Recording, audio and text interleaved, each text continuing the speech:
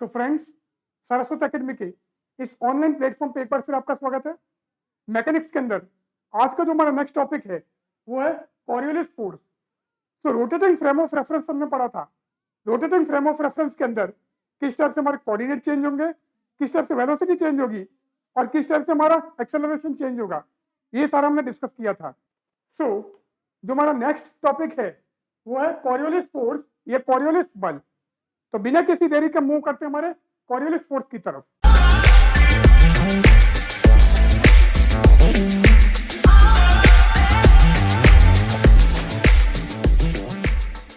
So, uniformly rotating frame of reference and Coriolis force.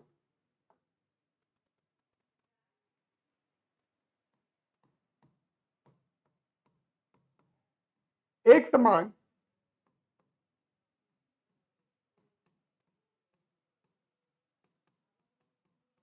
घूर्णी निर्देश तंत्र तथा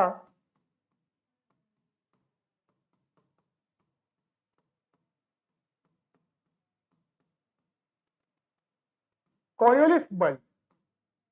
नाउ एक समान घूर्णी निर्देश तंत्र, ये uniformly rotating frame of reference हमने ले लिया था। तो यहां पर हमने एक फ्रेम ऑफ रेफरेंस दिखाया है जो हमारा एस है। एस हमारा क्या है? S stationary frame of reference है। तो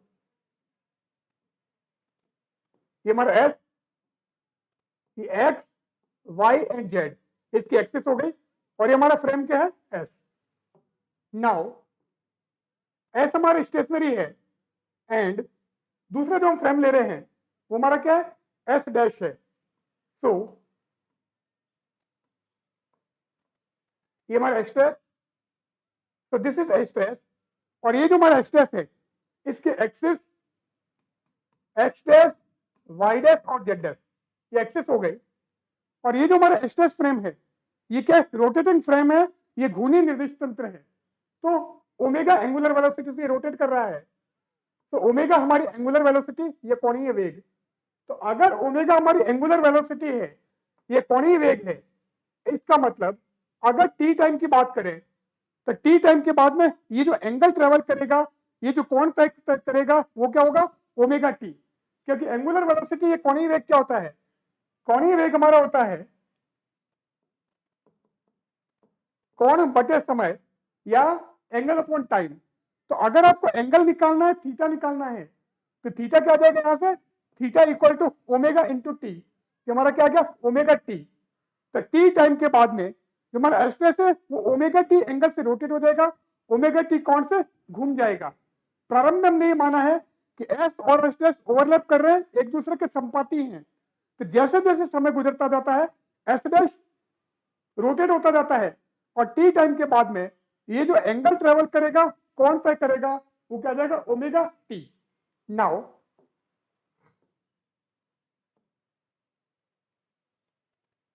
so let frame S be a stationary frame and S is rotating with a uniform angular velocity omega with respect to S। तो हमने क्या माना है? S हमारा एक स्थिर निर्देश तंत्र है, जबकि S डैश हमारा S के सापेक्ष एक समान कोणीय वेग ओमेगा से घूर्णन कर रहा है। तो इसको मैं हिंदी में लिख देता हूं।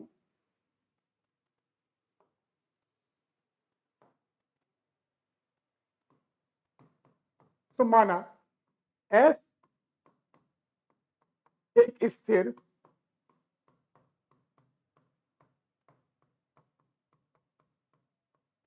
निर्देश तंत्र है तथा S डैश S के सापेक्ष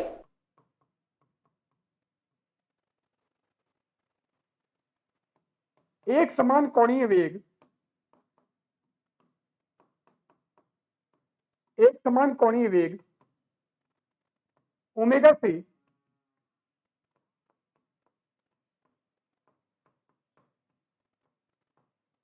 घूर्णन करता है। तो ओमेगा एंगुलर वेलोसिटी से या ओमेगा एक समान कोणीय वेग से एस के सापेक्ष हमारा एस डैश घूर्णन कर रहा है। नाउ अब हमने क्या माना है? यहां पर हमने एक पॉइंट ले लिया है, ये हमारा पॉइंट, ये हमारा पॉइंट, ये पॉइंट पी जिसके निर्देशांक, ये कोऑर्डिनेट फ्रेम एस के अंदर एक्स वाई जेड, और इसी पॉइंट के फ्रेम एस के अंदर कोऑर्डिनेट हमने क्या माना, X dash Y dash Z dash. Now हम क्या मानते हैं, हम अब ये जो ओ है, ओ क्या है, मूल बिंदु या ओरिजिन फ्रेम एस का, और ओ डैश हम मान लेते हैं फ्रेम एस का। ओ और ओ डैश एक दूसरे के ओवरलैप कर रहे हैं, एक ही पॉइंट पर है। नाउ पॉइंट पी का हमने पोजीशन वेक्टर मान लिया, स्थिति सदिश मान लिया, किसमें, फ्रेम एस में, वो क्या है, आर। कि हमारा आर क्या हो गया, पोजीशन वेक्टर हो गया किसका, पॉइंट पी का फ्रेम एस में, और इस एंगल को हमने मान लिया है ये एंगल थीटा। क्लियर है?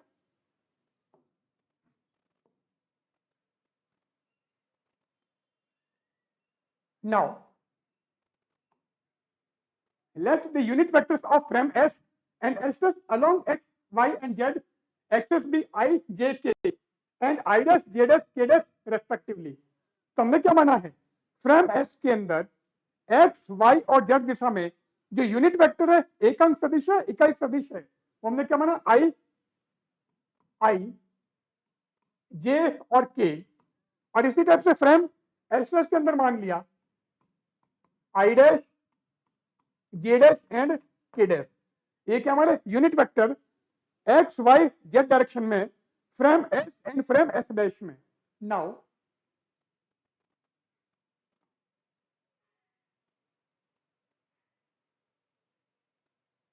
सो माना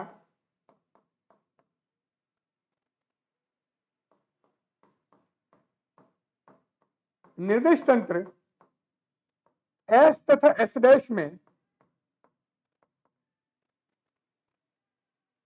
एक्स वाई तथा जेड दिशा में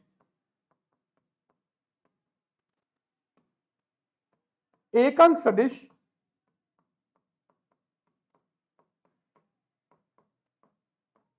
क्रमशः आई, जे, के तथा I dash, J dash, K dash हैं। क्लियर है? एस के तो हमने ले लिया आई जे के, और एस डैश के लिए लिए आई dash, J dash and K dash. अब हमने क्या बोला है, since the direction of S dash is continuously changing and hence the direction of its unit vector will also be changed। अब S dash आपका रोटेट कर रहा है, घूर्णन कर रहा है, तो S dash की जो एक्सिस है कौन सी, X dash, Y dash और Z dash, ये हमारी कंटिन्यूसली पोजीशन चेंज कर रही है। तो अगर ये चेंज करेगी, इसका मतलब इसके अनुदिश जो हमारा इकाई सदिश है, एकांक सदिश है, I dash, J dash और K dash, ये भी क्या करेंगे, अपनी पोजीशन चेंज करेंगे। और ये हमने लिखा है, since the direction of S dash is continuously changing and hence the direction of its unit vector will also be changed। तो चूंकि S dash की दिशा सतत रूप से बदलती है,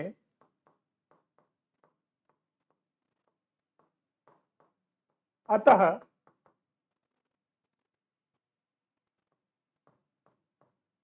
इसके एकांक सदिश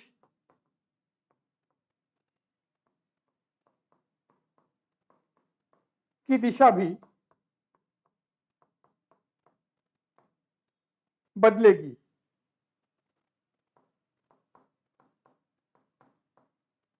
तो I dash, J dash and K dash, इनकी भी डायरेक्शन कंटिन्यूसली चेंज होगी, दिशा बदलेगी। Now since O and O dash coincide, तो ओ भी यहीं पर है और हमारा ओ डैश भी यहीं पर है, दोनों एक ही पॉइंट पर है। तो since O and O dash coincide therefore the value of constant vector. अब इसने बोला है,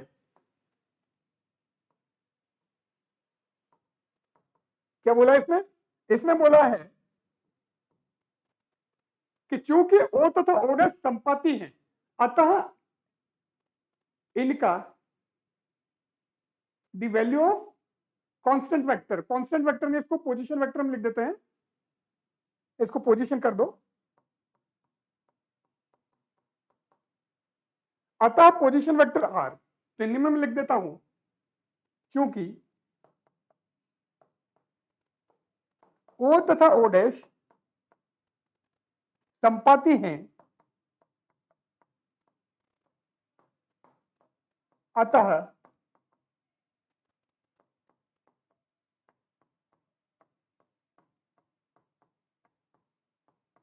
स्थिति सदिश आर। अब पोजीशन वेक्टर आर क्या आ जाएगा, आर हमारा हो जाएगा R is equal to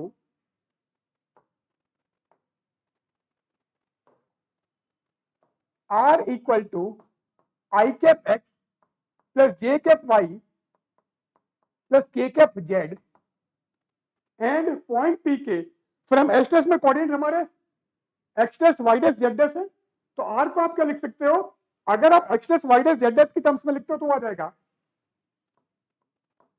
I dash X dash plus J dash Y dash plus K dash Z dash. तो आर हमारा I X plus J Y plus K Z, ये तो frame S के लिए, और फ्रेम एस डैश में लिखोगे तो I dash X dash plus J dash Y dash plus K dash Z dash. Clear है? नाउ अब हम क्या करते हैं, इसका डिफरेंशियल करते हैं, अवकलन करते हैं। तो आर हमने क्या लिखा था, आर में वापस लिख देता हूं, आर हमारा था I X plus J Y plus K Z equal to I dash X dash plus J dash Y dash plus K dash Z dash, ये था। अब आप क्या करोगे, अब आप इसका डिफरेंशियल कर दो, अवकलन कर दो। तो अगर हम टाइम के रेस्पेक्ट में इसका डिफरेंशियल करें तो वो क्या जाएगा, तो डिफरेंशियल हमारा हो जाएगा, तो D R by D T is equal to, अब यहां पर हम केवल इसको लेते हुए चल रहे हैं, इसको रहने देते हैं, इसका डिफरेंशियल करेंगे। तो आपका X dash Y dash Z dash ये टाइम के साथ चेंज हो रहा है, और हमने कहा था एक्स डैश रोटेट हो रहा है, उसकी दिशा परिवर्तित हो रही है, तो आई डैश जे डैश और के डैश इनकी भी दिशा परिवर्तित होगी। इसका मतलब टाइम के साथ में आई डैश जे डैश और के डैश ये भी अपनी पोजीशन चेंज करेंगे, स्थिति बदलेंगे, तो इनका भी आपको डिफरेंशियल करना पड़ेगा। ये भी हमारी वेरिएबल क्वांटिटी है, ये क्या परिवर्तनशील राशि है। तो आप क्या करोगे, प्रोडक्ट मेथड काम में लेके, ये u इंटू वी मेथड काम में लेके इसका डिफरेंशियल करोगे। तो मैं क्या करता हूं, पहले एक्स डैश का डिफरेंशियल करता हूं, आई डैश को कांस्टेंट मान लेता हूं, और सेकंड टाइम मैं आई डैश का डिफरेंशियल करूंगा, एक्स डैश को कांस्टेंट मान लूंगा। तो अगर मैं आई डैश को कांस्टेंट मान लूं और एक्स डैश का करूं तो हो गया D X dash by D T, I dash constant, plus second time आप आई डैश का करोगे, एक्स डैश को कांस्टेंट मानोगे, तो X dash D I dash by D T, ये आ गया। अब आप एक बार जेड का करोगे और एक बार वाई डैश का करोगे, तो वाई डैश का करे तो ये हो गया D Y dash by D T, G हमारे लिए कांस्टेंट, जेड एस कांस्टेंट, और सेकंड हम वाई डैश को कांस्टेंट माना और ये हो गया D Z S by D T, plus अब हम के डैश जेड एस की बात करते हैं, तो पहले आप जेड एस का कर दो, तो D Z S by D T, K dash constant, and second time आप जेड एस को कांस्टेंट मान लो और ये हो गया डी के डैश बाई डी टी, ये आ गया। नाउ इसको हम इक्वेशन नंबर 2 कर देते हैं, ये आ गया। अब हम क्या करें, अब हमारे पास में एक रिलेशन है v equal to omega cross r, clear है? v क्या है, v रेखीय वेग या linear velocity, omega angular velocity या कोणीय वेग, और r हमारा होता है पोजीशन वेक्टर या स्थिति सदिश। अब अगर मैं v को r की टर्म्स में लिखूं, ये क्या हो जाएगा D R by D T, तो D R by D T क्या हो गया, ओमेगा क्रॉस r, ये आ गया। नाउ इसको हम इक्वेशन नंबर 3 कर देते हैं, चलो ये कर दिया। अब आप क्या करोगे, तो ये वैल्यू यहां पर रखने की कोशिश करेंगे। कहने का मतलब ये है कि यहां पर जो है वो को आपका यहां पर आ रहा है, तो अगर यहां पर आई लिखोगे तो यहां पर भी आई, यहां पर जे लिखोगे तो यहां पर भी जे, तो आर की जगह जो होगा वो को यहां पर आर की जगह आ जाएगा। इसका मतलब अगर मैं इक्वेशन 3 को यूज करूं तो मेरे को क्या मैं क्या लिख सकता हूं, तो D I dash by D T क्या हो गया, omega cross I dash, D J dash by D T क्या हो गया, omega cross J dash and D के डैश बाई डी टी क्या हो गया, ओमेगा क्रॉस के डैश। क्लियर है? तो आप क्या करोगे, यहां पर D I dash by D T, D J dash by D T और डी के डैश बाई डी टी की जगह क्या रख दोगे, omega cross I dash, omega cross J dash and omega cross के डैश। इसको हम इक्वेशन नंबर 4 कर देते हैं। ये हमारी हो गई 4, ये 4। तो 4 से वैल्यू हम 2 में रख देते हैं। तो यहां पर मैं लिख देता हूं बाय यूजिंग इक्वेशन 4 इन 2। तो समीकरण 4 से मान 2 में रखने पर, तो 4 से वैल्यू 2 में रख दो, रख देते हैं। ठीक है, तो ये क्या हो जाएगा, सो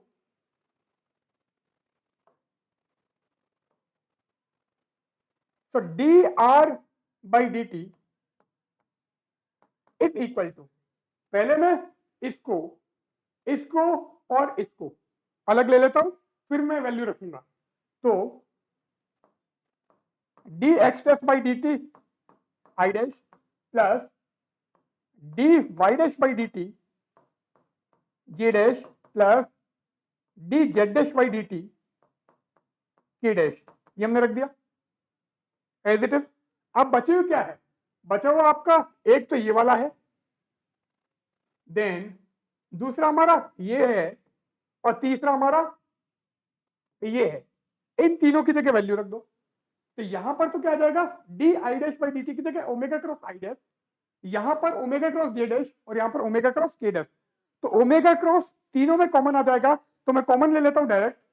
सो ओमेगा क्रॉस तो मेरा कॉमन आ गया। अब क्या बचा हुआ है, यहां पर आपका ओमेगा क्रॉस आई डैश था, ओमेगा क्रॉस आपने कॉमन ले लिया, तो आई डैश एक्स डैश, यहां पर जे डैश वाई डैश और यहां पर क्या बचेगा, के डैश जेड डैश। तो लिख देते हैं हम, तो ये हो गया X dash I dash plus Y dash J dash plus Z dash K dash, ये आ गया। क्लियर है?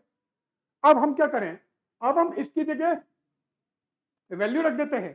तो X dash I dash plus Y dash J dash plus Z dash K dash क्या है, वो हमारा आर है। तो इसको आप आर लिख दो। तो इक्वेशन 1 से इसको हम आर रख सकते हैं। तो ये हमारा क्या है, दिस इज आर। कहां से आ गया, ये आ गया बाय इक्वेशन 1। इक्वेशन 1 से आर हो गया।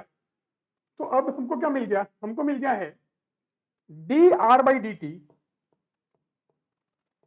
इज इक्वल टू, अब यहां पर हम क्या लिख देते हैं, इसको हम लिख देते हैं, ये इसको लिख दो R dash, sorry D dash R upon D T, ये हमने रख दिया।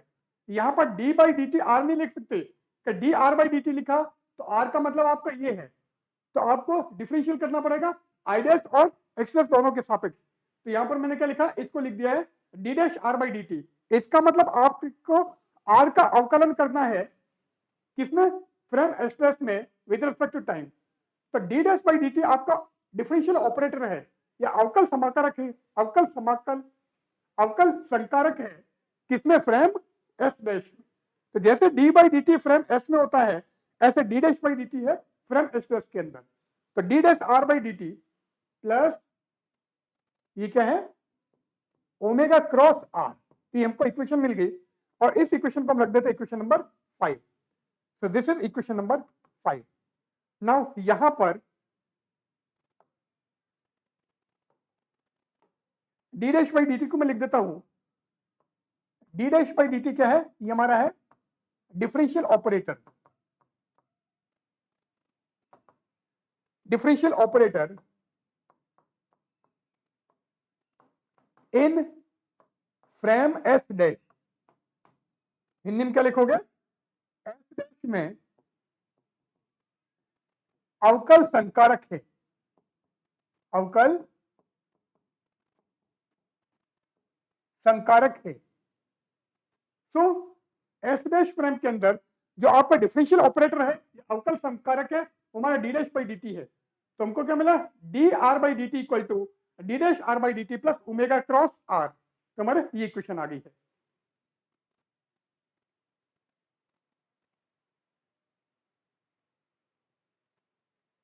इसको मैं बॉक्स में डाल देता हूं। तो हमको ये इक्वेशन मिल गई। चलो आगे बढ़ते हैं हम। सो इक्वेशन 5 हमको क्या मिली थी? इक्वेशन 5 हमारी आई थी D dash by D T, sorry, D R by D T is equal to D dash R by D T plus omega cross R. ये हमारी इक्वेशन नंबर 5 है। और ये इक्वेशन किसके लिए वैलिड है? This equation is valid for all the vector quantity. तो सभी सदिश राशियों के लिए मान्य है। तो मैं लिख देता हूं यहां पर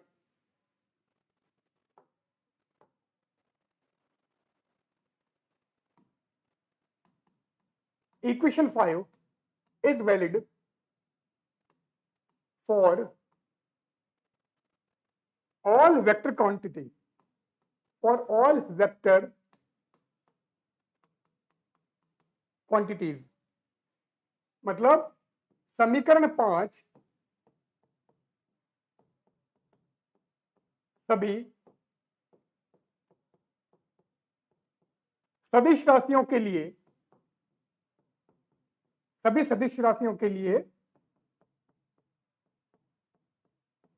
मान्य है। तो सारी वेक्टर क्वांटिटी के लिए हमारी इक्वेशन 5 वैलिड है, मान्य है। अब हम क्या करते हैं, अगर मैं यहां से आर हटाऊं तो आपको यहां से भी आर हटाना पड़ेगा। सो इसको हम क्या लिख सकते हैं,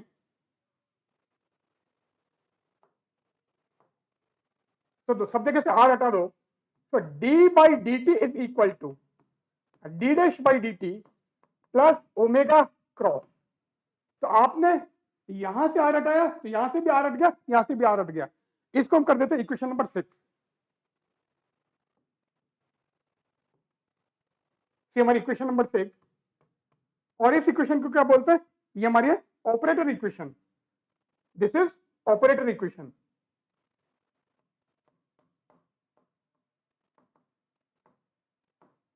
ऑपरेटर इक्वेशन या हिंदी में क्या लिखोगे, ये हो गया संकारक समीकरण।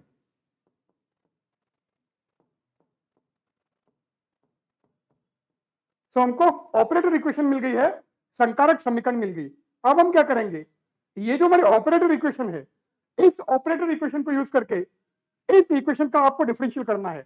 तो समीकरण 5 का हमको अवकलन करना है, किसको यूज करके? By using operator equation 6। तो समीकरण 6 जो हमारी संकारक समीकरण है, उसका उपयोग करके हम समीकरण 5 का अवकलन करेंगे। तो मैं नीचे लिख देता हूं डिफरेंशिएट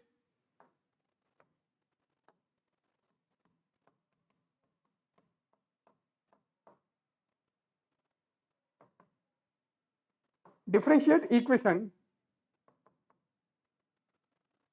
5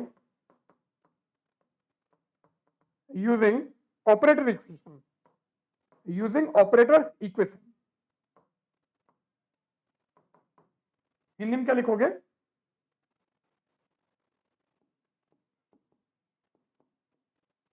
संकारक समीकरण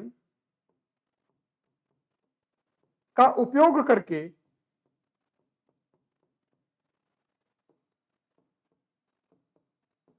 समीकरण 5 का अवकलन करने पर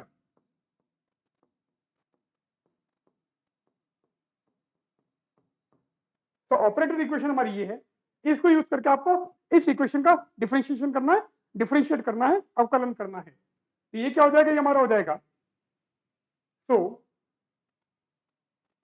D by D T of D R by D T. ये तो लेफ्ट की बात हो गई। D R by D T है, इसका आपको डी बाई डी टी लेना है। नाउ राइट में क्या है, D dash R by D T plus omega cross R. इसको आपको क्या करना है, इसके ऊपर D dash by D T plus omega cross, इसको आपको ऑपरेट करना है। तो ये क्या हो जाएगा, ये हो जाएगा D dash by D T plus omega cross, इसको आपको ऑपरेट करना है किस पे, D dash R by D T plus omega cross R इस पर। तो लेफ्ट में तो क्या हो गया, d2 r बाई dt2, और राइट में क्या आएगा, पहले d डैश बाई dt को आप इसके ऊपर ऑपरेट करोगे, फिर ओमेगा क्रॉस को इस पूरे के ऊपर ऑपरेट करोगे। क्लियर है? सो यहां पर मैं देखता हूं अगर लिख सकते हैं तो यहीं पे लिखने की ट्राई करता हूं मैं। लेफ्ट तो ठीक है, d2 r बाई dt2 आ जाएगा, और राइट में पहले आप d डैश बाई dt को इसके ऊपर ऑपरेट करोगे, तो d डैश बाई dt को आपको ऑपरेट करना है d dash r by dt plus omega cross r पर। क्लियर है? फिर आप ओमेगा क्रॉस को इसके ऊपर ऑपरेट करोगे, तो ओमेगा क्रॉस को आपको ऑपरेट करना है d dash r by dt plus omega cross r पर। कर दे ओपन। सो राइट में क्या आ जाएगा, लेफ्ट में तो ठीक है, राइट की बात कर रहा हूं, तो राइट में आ जाएगा d dash two r upon dt2, यह आ गया प्लस, अब आप d डैश बाई dt को ओमेगा क्रॉस r पर ऑपरेट कर रहे हो, तो ओमेगा हमारा क्या है, ओमेगा हमारे कांस्टेंट एंगुलर वेलोसिटी है, नियत कोणीय वेग है, इसका मतलब इसका डिफरेंशियल नहीं होगा, तो ओमेगा क्रॉस को तो मैंने ले लिया बाहर, और आपने r के ऊपर d डैश बाई dt को ऑपरेट किया, तो d dash r by dt plus वापस ओमेगा क्रॉस को इसके ऊपर ऑपरेट करो, तो ये हो गया omega cross d dash r by dt plus omega cross r, ये आ गया। तो d dash two by dt2 plus ये आपका डबल हो गया twice omega cross d dash r by dt और प्लस ओमेगा क्रॉस r, तो इसको मैं आगे लिख देता हूं, तो ये हमारे पास में आ गया, तो ये हमारा हो गया d2r by dt2 is equal to d dash two r by dt2 plus twice omega cross d dash r by dt plus omega cross r, ये आ गया। सही है? इसको हम कर देते इक्वेशन नंबर 7, ये हमारी इक्वेशन आ गई। नाउ अब क्या बचा हुआ है, अब यहां पर r का अगर आप डिफरेंशियल करोगे कितना, सिंगल बार, तो r का अगर सिंगल टाइम डिफरेंशियल करते तो आपको v मिलता है, वेलोसिटी मिलती है, वेग मिलता है, और r का अगर आप डबल डिफरेंशियल करोगे तो आपको एक्सेलरेशन मिलेगा, त्वरण मिलेगा। तो ये तो हमारा क्या हो गया, ये हो गया हमारा एक्सेलरेशन या त्वरण, इसको हम a लिख देते हैं। नाउ यहां की अगर मैं बात करूं तो r का आपको डबल डिफरेंशियल कर रहे हो फ्रॉम s डैश में, इसका मतलब ये आपका एक्सेलरेशन होगा, त्वरण होगा, बट किस में होगा, ये फ्रेम s डैश में होगा, s डैश निर्देश तंत्र में होगा, तो a डैश लिख दिया। अब d dash r by dt, d r by dt क्या होती है, वेलोसिटी होती है, किसमें, फ्रेम s में, ये आपको वेलोसिटी मिल रही है किसमें, फ्रेम s डैश में, तो इसको हम क्या लिख देते हैं, इसको हम v डैश लिख देते हैं, कि हमारा v डैश, और ये पूरा मिल गया, तो हमारे पास में क्या मिल गया, ये हो गया a is equal to a dash plus twice omega cross v dash plus omega cross r, ये आ गया। क्लियर है? तो ये हमने यहां पे लिख दिया है a equal to a dash plus twice omega cross v dash plus omega cross r, ये हमको मिल गया, और इसको हम क्या बोलते हैं, this is mathematical form of Coriolis theorem. तो कॉरियोलिस प्रमेय का जो हमारा गणितीय रूप है वो हमको यहां पर मिल गया।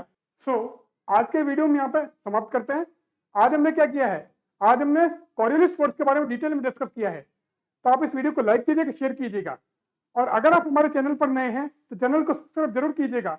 अगर आपको ये सारे कंटेंट फुल मोड में चाहिए तो ये सारे कंटेंट हमारे सरस्वती एकेडमी जो ऑनलाइन प्लेटफॉर्म है, जो हमारा ऐप है, तो प्ले स्टोर पर वो ऐप अवेलेबल है, तो उस ऐप को वहां से डाउनलोड कीजिएगा और आपको ये सारा कंटेंट फुल मोड में मिल जाएगा। तो बहुत जल्दी मिलते हैं एक नए वीडियो के साथ में, तब तक के लिए गुड बाय।